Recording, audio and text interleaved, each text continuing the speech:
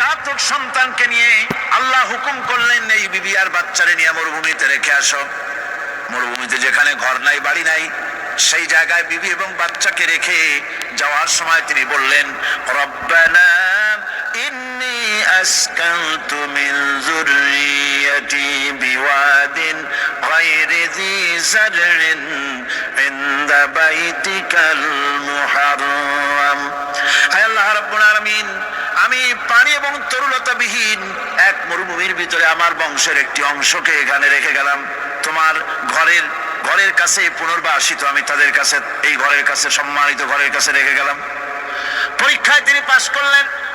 হযরতে হাজেরা প্রশ্ন করলেন, ইব্রাহিম, পানি নাই, খাবার নাই, মানুষ নাই, ঘর নাই, বাড়ি নাই, মরুভূমির ভিতরে আমাকে আর আমার বাচ্চারে ফেলে রেখে যাচ্ছ কেন?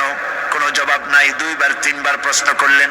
এরপরে তিনি আবার প্রশ্ন করলেন, বললেন, ইব্রাহিম, এটা কি আল্লাহর হুকুম নাকি? হযরত ইব্রাহিম আলাইহিস সালাম নিজের কলিজার টুকরা সন্তান আর বিবিকে রেখে যেতেছেন ভারাক্রান্ত মন নিয়ে। তিনি আকাশের দিকে আঙ্গুল উঁচু করে দেখালেন। হযরত হাজেরা বুঝলেন ইনি তো আল্লাহর পয়গম্বর, আমার কোন অপরাধে এভাবে ফেলে যাওয়ার কথা নয়। তিনি বুঝলেন এটা আল্লাহর হুকুম। হযরতে হাজেরা বললেন, ইব্রাহিম রে, নিশ্চিন্ত মনে বাড়ি ফিরে যাও, আমার মনে কোনো চিন্তা নাই, কোনো পেরেশানি আর এখন নাই। আল্লাহর হুকুমে যদি আমাকে মরুভূমির ভিতরে ফেলে যেয়ে থাকো, তাহলে আমি ওই আল্লাহর প্রতি এতটা ভরসা রাখি যে এই মরুভূমির ভিতরে জল পানি শূন্য, খাদ্য শূন্য জায়গায় আমি আমার বাচ্চাকে আল্লাহ রব্বুল আলামিন না খাওয়াইয়া মারবেন না। দ্বিতীয় পরীক্ষায় পাশ করল। 3 নম্বরে পরীক্ষা হলো, সন্তান বড় হয়ে গেছে, বুদ্ধি হয়েছে, দৌড়